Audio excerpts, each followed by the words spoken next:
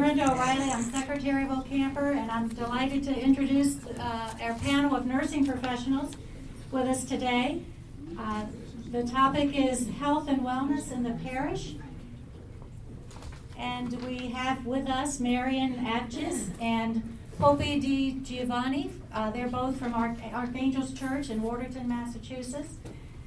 Elizabeth Ashton is from St. Demetrius Church in Saco, Maine, and Jackie Tessalikis from Holy Trinity Church in Portland, Maine. And they are all very involved in parish nursing in their as a ministry, and that is one of OCAMPR's ministries that we support and endorse. So we're delighted to have these four professionals with us today. Thank you. And I'll let you. Oh, yes. Thank you. And since this is a panel, I'm not sure how you wish to do it, but I'll just pass the mic along and let you guys continue. Thank you. I just have a small prayer I'd like to say, and it's I do it every Friday morning when I go to church, and I'm the parish nurse. We are called, and some Friday mornings I really need to be called. Come to live in the light, shine with the joy and the love of the Lord. We are called to be light for the kingdom, to live in kingdom of the city of God. We are called to act with justice. We are called to love tenderly, and we are called to serve one another and to walk humbly with God. Good morning. I want to tell you a little history of how parish nurse started in the Greek Orthodox Church. About 14 years ago, I retired from nursing. I worked for the VA in clinical research and in psychiatry. And then I thought, what am I going to do now?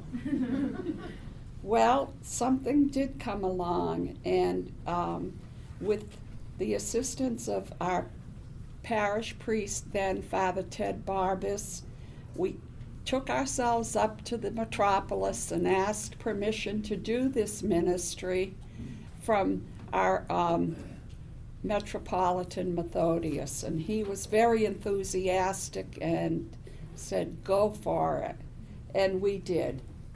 We had to overcome a few barriers because this was a new ministry and people were saying, what's this all about? So we needed the support of the clergy, the parish council, the congregation, and other ministries. The true mission of the parish nurse is to partner and work closely with the pastoral staff.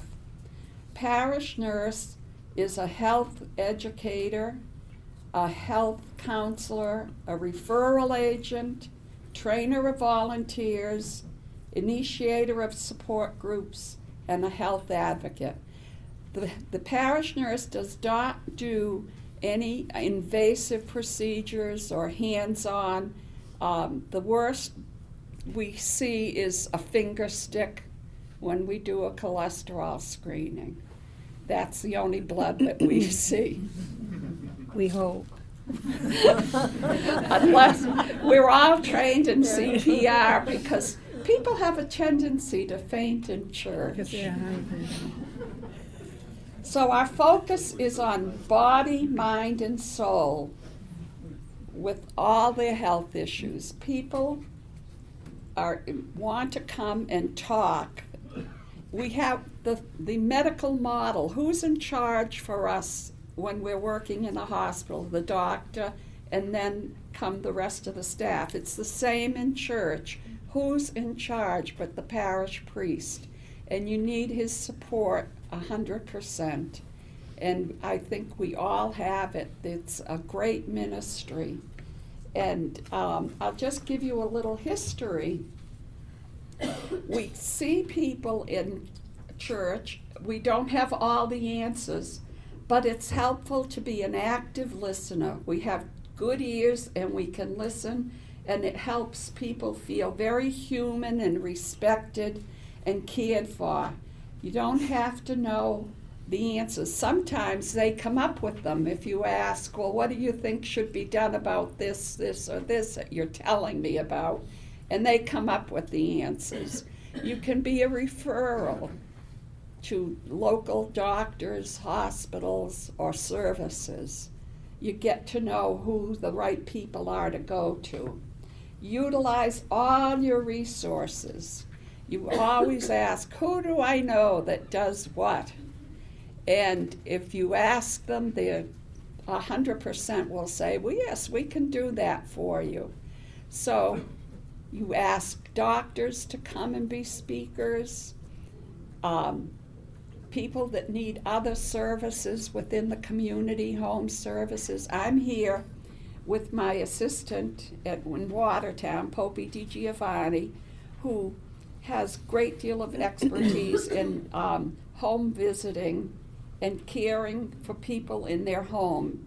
And she'll answer questions, who do you go to, and what do you say, and how do you get these people to come in and help you? Because we all need help when there's something going on, an illness or whatever. So utilize your resources. They're all out there, and I found it amazing that you call a local hospital and they have community services. We'll be glad to send someone out to your church. And they do a great job, and people are learning how to care for themselves that way. The history of parish nursing, or nursing in our religion, started with St. Stephen and St. Olympia. They were deacons, and they were involved in the church that was established by St. John and St. Basil. There was a hospital at the Pantocrator Monastery, and it was a large healing center, so it didn't come from Florence Nightingale. We go back even further. They had something that's interesting to me, a Typicon book of regulations for the hospital, old age home, and sanatorium. And the hospital was divided into 5 wards with a staff of doctors and nurses, pharmacists and priests, and a teacher of medicine. In the United States, parish nursing started in the Midwest, and in the South it's really big and growing, and they're called faith community nurses. It started in '84 with a Lutheran minister, Granger Westberg, from the Midwest, and he found that to have true healing, you need to involve the body, mind, and spirit. The program at Tuxedoxi has grown over the years and has been successful and well received by parishioners and the surrounding communities. That's been a big thing. We are opening our doors. We're no longer just that Greek church on Bigelow Avenue. We're much more than that, and we have the neighbors coming in for a blood pressure clinic on Friday mornings. And that's kind of interesting because Popey and I do that, and they come in and you don't take their blood pressure immediately because they're all a little hyper. And you just have to say, what's going on? How are you doing? How was your week? And they just want to ventilate. And they tell it all. We don't have the answers. Sometimes we do. We can refer them to a community doctor or whatever they need.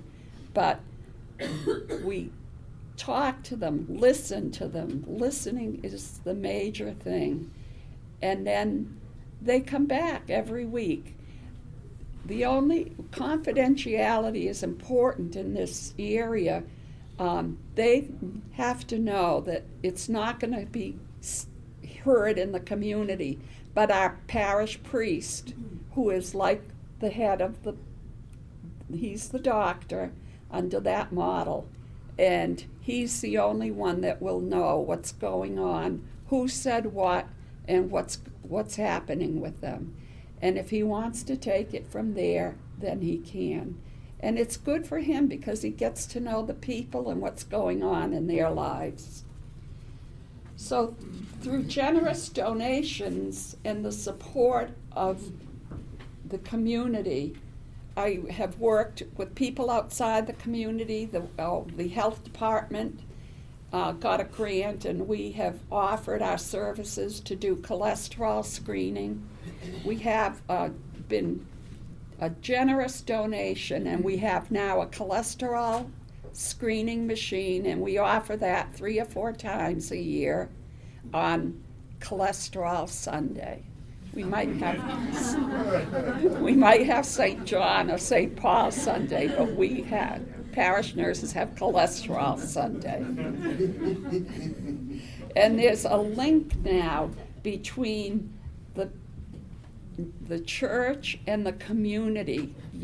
The community comes through our door and gets to know who we are and utilizes our services too. The role of the parish nurse is a counselor, educator, and advocate for those in the community. And I will turn every parish nurse in the metropolis has a different group of people that come to them. So their programs are geared to focus on what's going on with your parishioners and your community.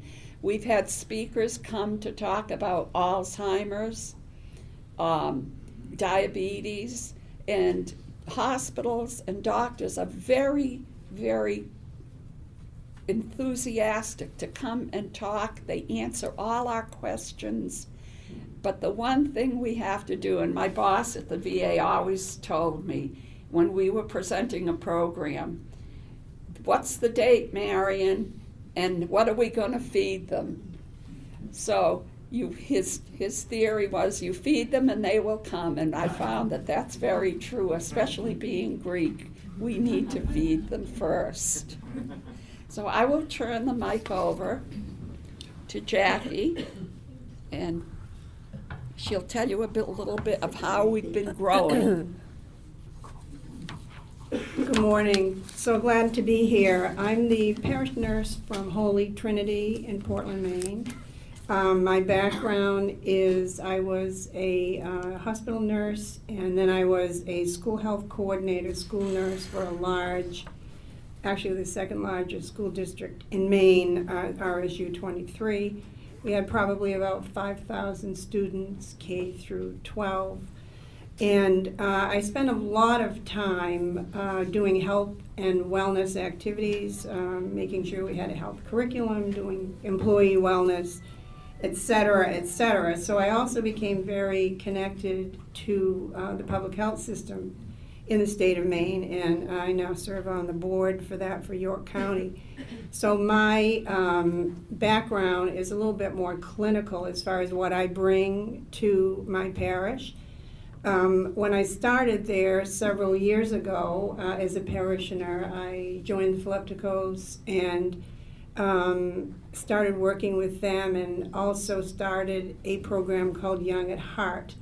What I noticed when I got there was there weren't a lot of activities for people 55 and over, and we were having quite an elderly population, as we all are. So we needed to keep them involved and connected with each other as well as with the church. So we started a program called Young at Heart, and we did a lot of different social activities like dinner and a movie.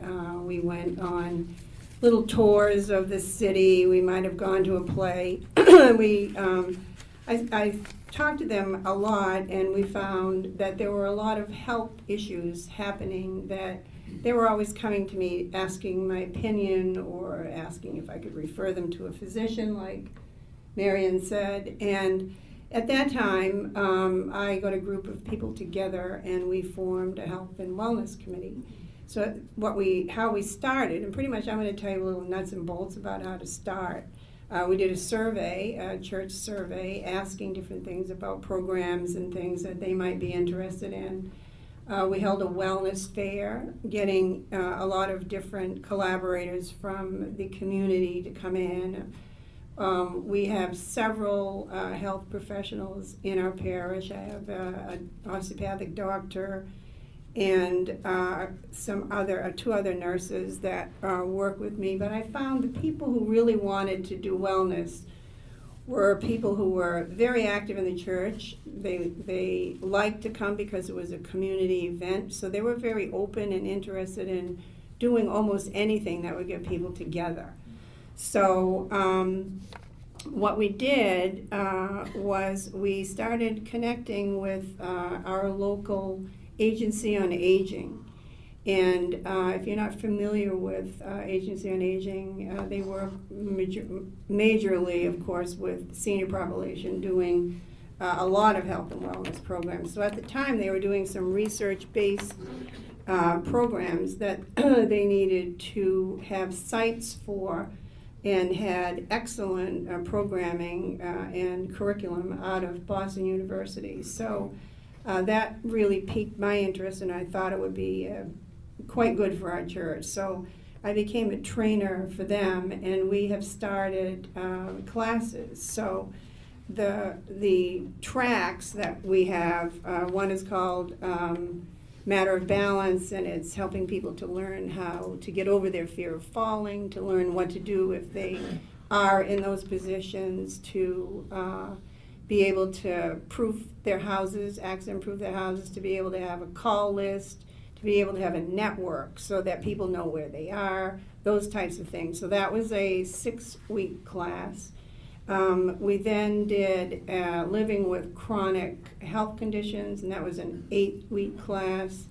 We do a lot of work in those classes with nutrition, healthy eating, working in groups. What we found was the networking piece is very important, and also, as Marianne said, food is wicked important. So we do a lunch and learn format. So we have a presenter, or we do our class, and then we have lunch. So we usually go from like 11 to 1. One day a week when we're doing the classes, and now we're doing what we call Wellness Wednesdays, which are once a month. So we've had, last month we had Tai Chi. The next one that's coming up, we're going to have a friend of mine actually who was a trainer, a personal trainer, who became afflicted with arthritis and had to have 2 knee replacements plus shoulder replacement. And she's come up with some wonderful exercises for people who have arthritis or any chronic condition, but if you have a knee replacement, she's your girl. So we have a lot of people with knee replacements in our parish. So that's one that we're really excited, about doing. So I won't bore you with all the different things that we do, but we're really excited. It's a very active group of people. For all our classes, we have 15 to 20 people. I run a flu clinic every fall. I'm also a public health nurse, so I'm able to, practice in that fashion. And we do blood pressure Sundays. We just did Pink Sunday. Everyone had to wear pink for breast cancer awareness.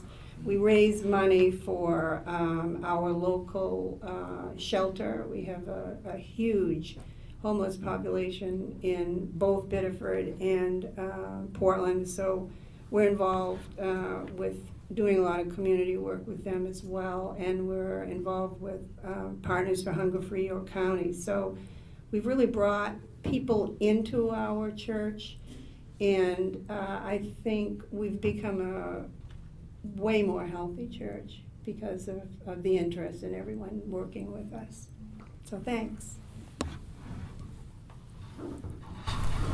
Good morning, my name's Elizabeth Ashton, and I'll give you a little of my background also. I was a late bloomer, so I went back to school in my late 30s, early 40s, and I got my RN and worked at the VA in West Roxbury in spinal cord injury, and retired about 10 years ago. But on the floor I saw initially that it really was becoming, it was at the time of DRGs, and I saw that medicine was becoming a business.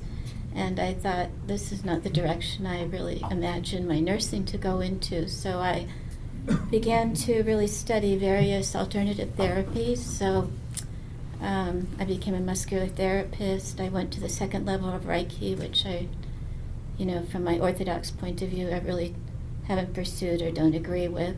I've done therapeutic touch, and I've been to herbal conferences for the last 20 years. So I really believe strongly in alternative therapies. And so when I retired about 10 years ago, I saw a program at St. Joseph's College in Maine that offered a master's in parish nursing. And I thought, this is ideal because I've always loved the church. And so I went back to school, and because we were living in Maine at the time, I asked Father Basil, our priest at St. Demetrius, if it would be possible to start a parish nurse program. And he said, well, we'll try baby steps. So we did. We tried, we did the same thing. We started with a survey, and then we had, in the church of about, I think, 350, there's 250, okay, sorry. There's about 25 health professionals. So we met initially with them. There was about 12 that were active. And over the years, we've had this program for a little over 8 years now. So we've had their help, and as it was said that each church has their own personality and own needs, and that our church has we celebrated the 100th anniversary a few years ago, so there's obviously a large elder population. So we started with the blood pressure clinic, and when you had the blood pressure clinic, as Marion said, it's really, I've heard it called a ministry of presence, that you can just be there for the person and they can discuss their issues. And I'll tell you, really, the blood pressures that I've taken over the years are really within normal limits. I'd say like 90%. When they go to the doctor's office, kind of tends to go up, and then the doctor tends to want to medicate, and it just starts the whole cycle. So, but in church, that's their home and their life and their love, and the blood pressures are usually fairly normal. So we started from the blood pressure clinic. We started a weekly drop-by. So we have a drop-by where, because elders at a certain age, they end up just kind of falling off of church, and because of transportation issues or frailty issues or whatever, so they end up staying home. But with these programs at church, they can come to church, and just socialize, and it's been great.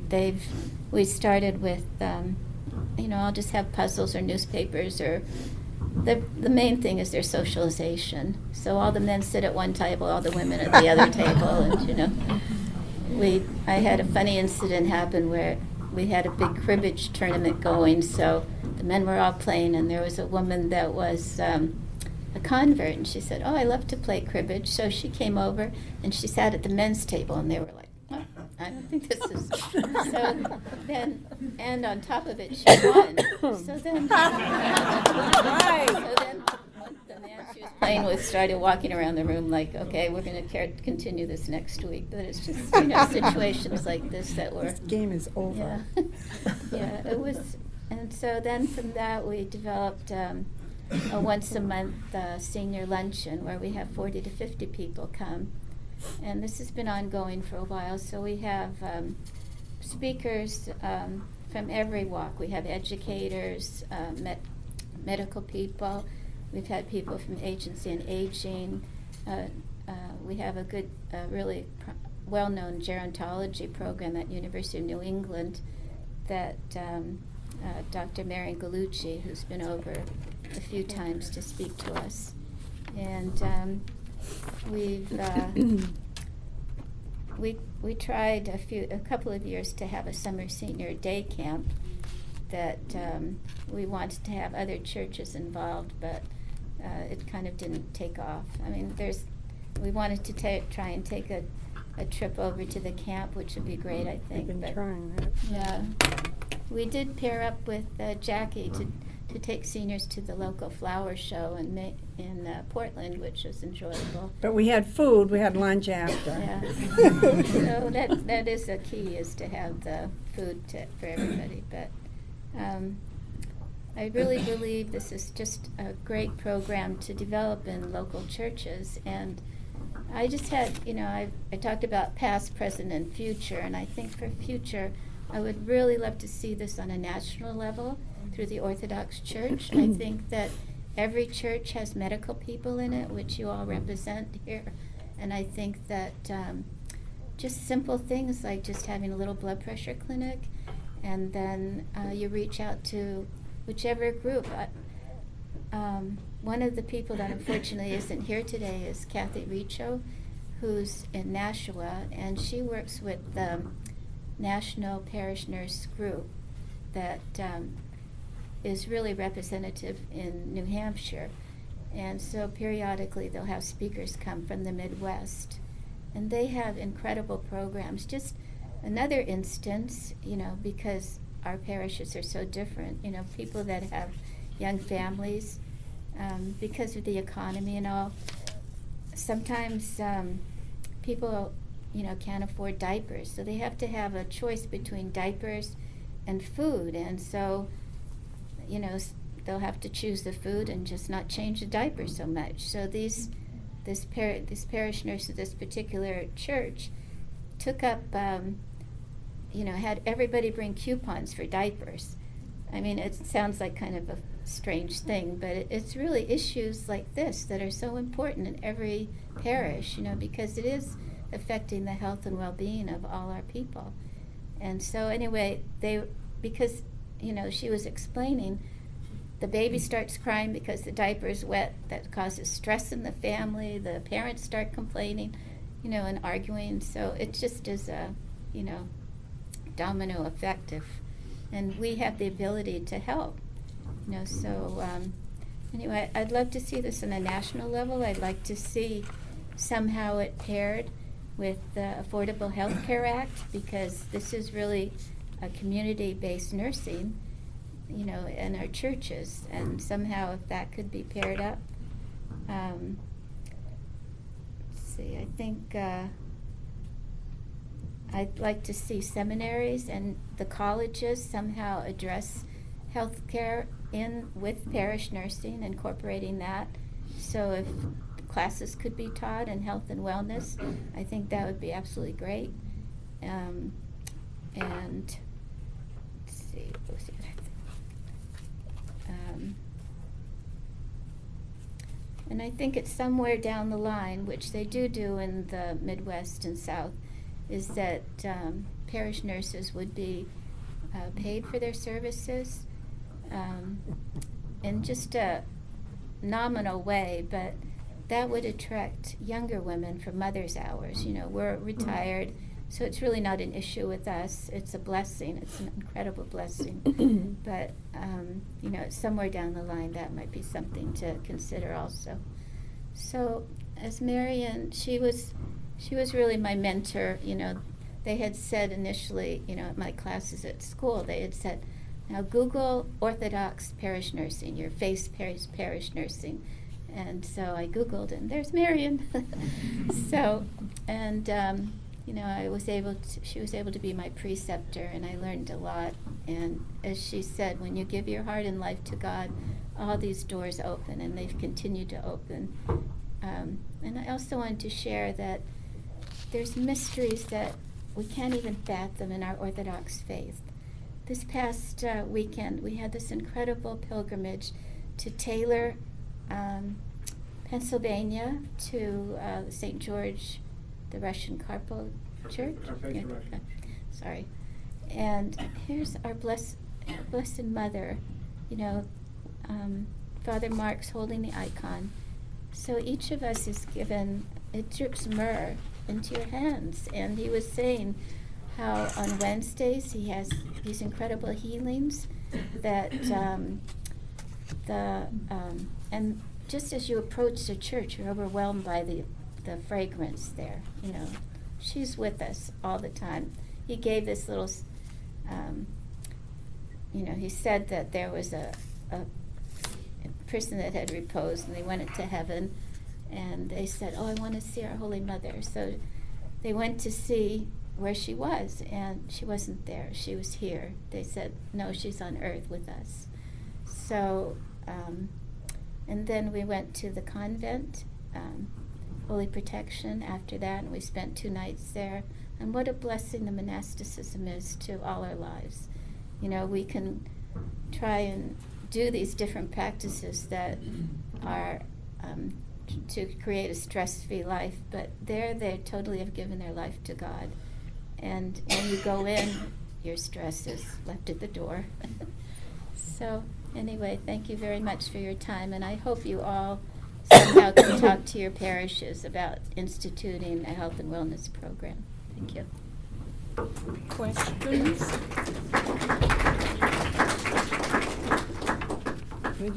We also have to talk about Peabody. Peabody has nurses. Yes. Peabody, they couldn't make it today, but they have 3 nurses there. And would you? And I'll mention Nashua. All right, we were going to give just a quick synopsis. Peabody has been doing parish nursing for a while, and they're in sort of a change now because there's not a lot of participation as far as the types of programming that they're doing. So the great thing about working in parish nursing is we have finally found each other, because we were all working independently and doing our own thing in our own areas. Now we've found each other, and we have a network. So they're coming to our meetings, and we're all learning from each other. And they're very excited about utilizing some of the different programming ideas that we have, and we're excited about talking with them.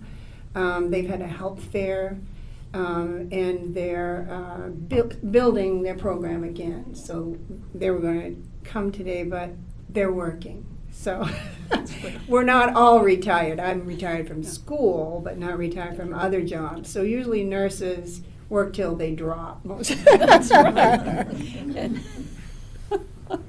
Just because we can't stand being by ourselves. We just have to be in the midst of things. Right. But we all have a history, too, of that we've overcome, and we're happy to be there. And if I can't say it enough, open your doors and they will come. Yes. Thank you very much. I had a question for the panel, but if anyone else has any insight or whatever, I'd welcome them as well. I'm Father Ponce-Lehman. I'm actually a chaplain at a hospital outside of Sacramento. But I've also been asked by my diocese there to work on something of a policy or guidelines for clergy and visiting shut-ins and those in hospitals. There's been different changes like in hospital rules and HIPAA and all those sorts of things. Yeah. Caused a lot of consternation, but I'm hoping to arrange it under 3 separate areas. One would be clergy and parishioners, and that's where I'm hoping to get your insight. Well, I'll tell you the 3 areas real quick. Clergy, parishioners, clergy and institutions, and then clergy and other clergy, so they can coordinate, say in an area, oh, I'm going to this hospital already, I can stop in and see, your parishioner or whatever. Do you have any insight or advice in terms of connecting with those shut-ins or kind of keeping tabs? Have you found anything in particular that's helpful for those that, I know some of you mentioned that, people that maybe aren't able to come to church regularly.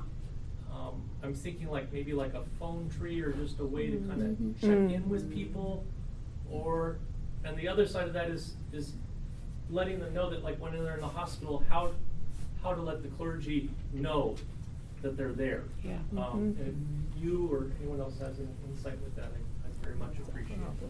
Well, we put as a parish nurse, I put something in the monthly and if I need to in the weekly bulletin to that effect, if you know anybody that needs a visit. And Father and I go to the local nursing homes 2 or 3 times a year.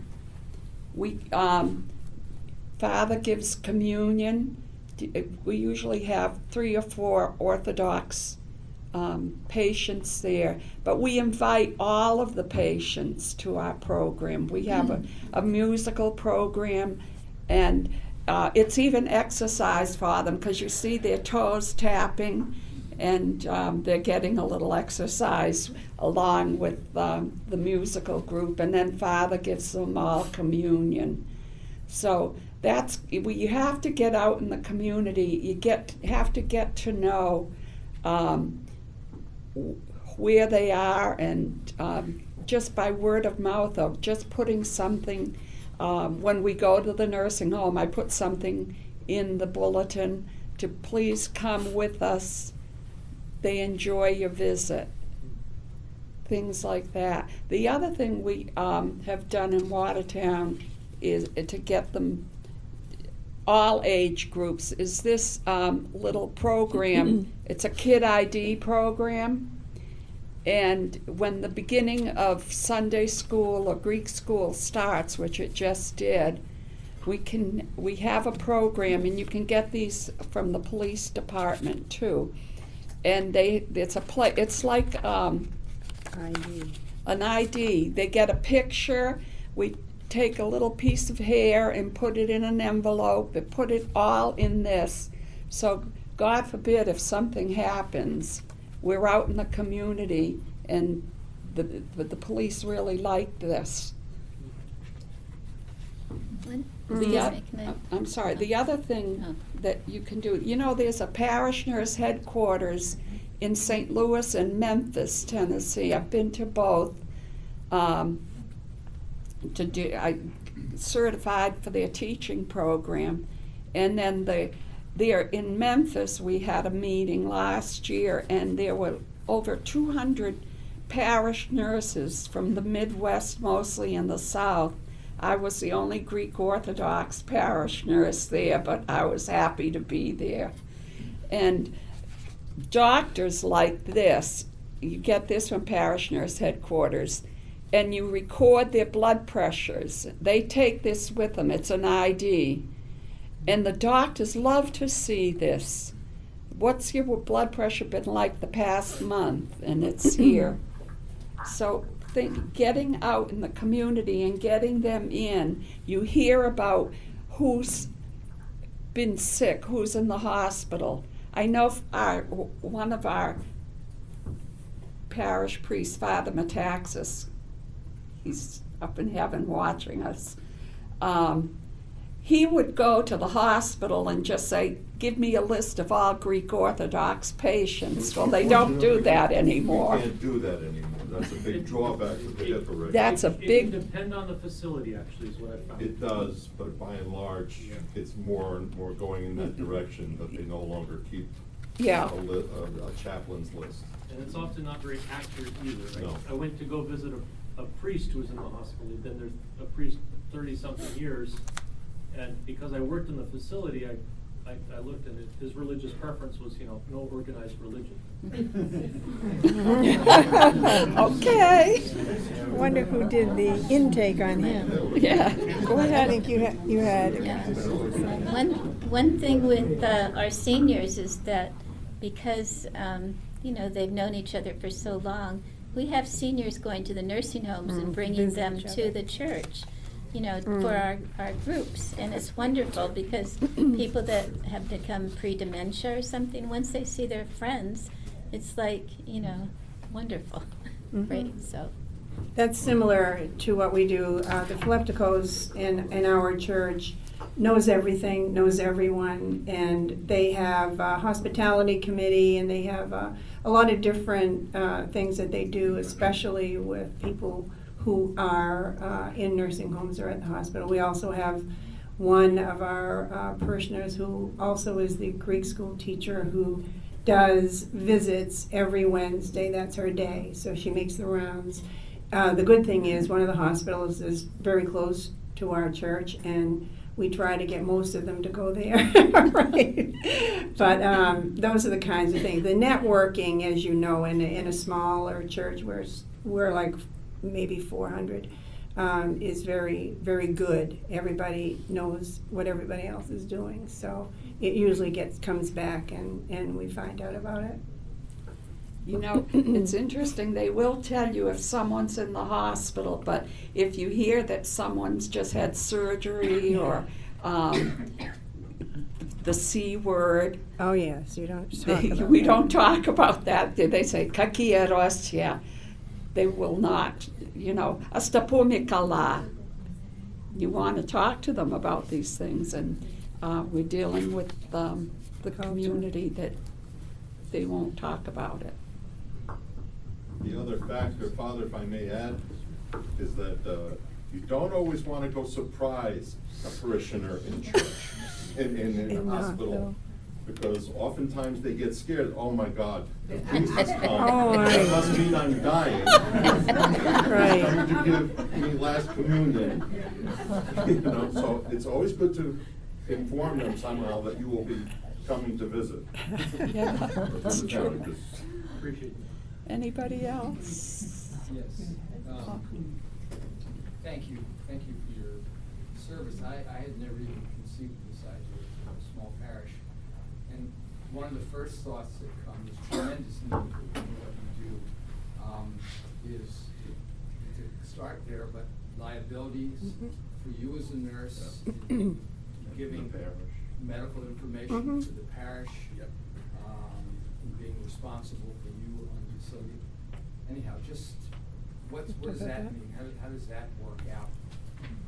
I hear that word liability a lot, but I have always had my own insurance as a nurse, even when I worked, because I didn't think anybody was going to come and say, "Don't worry, Marion, we're behind you." But we're not doing anything, as I said, the most invasive thing is the finger stick for the cholesterol test. And they know that when they come in my office and we close the door, that things will stay that way in there. And the only person any one of us will go to with a problem with a parishioner is the priest. They understand that before we even start. Yes, and I'll agree with that. We all carry $1 million policy. That's right, it is. Nurses, we practice under the Nurse Practice Act. Each state has a different Nurse Practice Act. And our churches, of course, carry their own liability insurance for on-premise if anyone gets hurt or whatever. So we're not giving we're not acting like physicians. In other words, we're doing nursing assessments, which we are licensed to do. And one thing in particular, in order for me to give flu shots, I'm a public health nurse as well, so I'm licensed to do that. So otherwise, a church would bring in public health system to do it. So we're also covered, as everyone else in the church is, by the Good Samaritan Act. So if anyone tries in good faith to do like first aid on someone, they're covered by that act. We have an AED defibrillator in our church. We do too. And we run, actually I usually certify the council every 2 years, because they're usually the ones that are at church more and they're on site, so they all know where the defibrillator is, and they have CPR certification as well. So and we have to, because we do the festivals like most of you do probably, we have to be within all the guidelines as far as food, service, airborne, bloodborne pathogens, those kinds of things we have to be cognizant of. Anyone else? Thank you. Yes. I saw too, was, I am a med-surg nurse in Tennessee, and I am in the very basic, early stages of establishing a parish nurse ministry. yeah, great, thank you. I have the support of my priest, the parish council, blood to codes, all of them. Perfect. Just what steps would you, and the hospital that I work for has a parish nurse group that I will be part of. Nice. And I'll be getting training through them. Great. On community resources and stuff. But I mean, just as far as like introducing the ministry to the parish and initial steps that I should take, what suggestions do you have? I'm trying to think back. Building. It builds slowly. I felt I was the only one, but that was doing this, other than those in the South and Midwest, and they were doing a lot more than I would do. But try to include the whole parish. At the Sunday school and Greek school, we had someone come in. Kids were coming with their EpiPens. So we gave some training to the teachers, and everybody had an orange and the EpiPen, and we did that. So we tried to focus on every group within the parish, but you might want to have your priest introduce you in some, either at church or through if you have a monthly bulletin, and you even write something, and start small. I just started with a blood pressure clinic, that's it, and then there was interest in other educational parts of the health industry, so. I think all Yeah. three of us used surveys. Health like survey. a parish survey to see what they were interested in. What they're And interested also to see who might be interested in working on a committee with you. Yes. So even if you have 2 people show up, that's a committee, Right. so it's, and I'm so glad you're in Philipticos too, because they are very active in the churches, or the daughters, HEPA, we work with the HEPA as well, so as much as you can be a visible part of the community, that's the way to get things started. And like with the Philopticus for Breast Cancer Awareness Yeah. Month, I have a list of every month what's going on, men's health issues, women's, and then present a program. But you need help, which Poppy gives me a lot, because you can't do it all yourself. Plus, there are church bulletins. We have a Facebook bulletin. I write, like every week, if we have a class coming up, that goes into the bulletin. It goes on Facebook. I'll do they do a 3-month sort of bulletin that goes out. So I'll write a nursing piece or something about some health issue that people might be interested in. If there are other nurses also, No, Go ahead. We all kind of share the same type of format. We have a monthly bulletin, so we'll put in like a little health and wellness issues that might be addressed. And I always try and preface it with a saying from a saint, so that it really ties in with our church too. So. and if there are other nurses in your community on National Nurses Week, honor them. We did that, and we gave all the nurses in the parish an icon of St. Elizabeth. She's the That's a nice saint idea. for the nurses. And it got them more involved. So you need help with this too. You open your umbrella. Okay, thank you. Thank you for having us.